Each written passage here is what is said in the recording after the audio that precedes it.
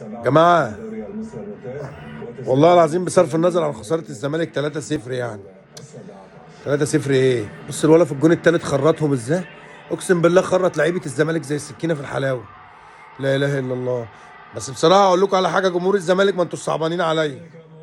لا لا لا لا، كنتوا بتصعبوا عليا الاول،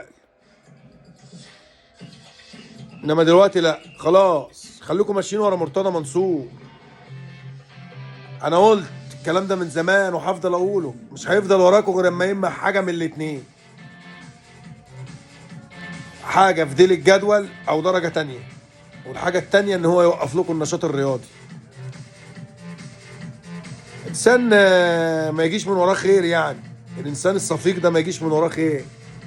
بصرف النظر بقى يا جماعه، المباراه فنيا بصراحه كانت حاجه مبهره. ها، فاركو كسب باريحيه 3-0 والزمالك ما جاش.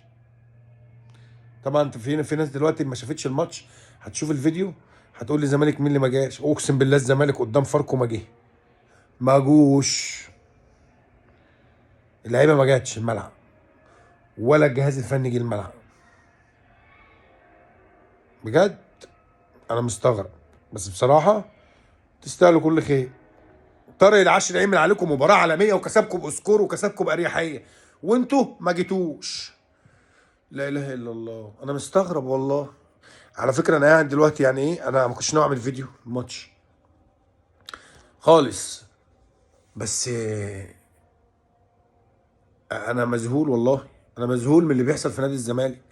مذهول. الزمالك محطوط عليه 3 من فاركو شركه الادويه، وعلى فكره عادي فاركو ممكن تكسب اهلي وممكن تكسب زمالك وممكن لا لا لا، بس مش بالشكل ده.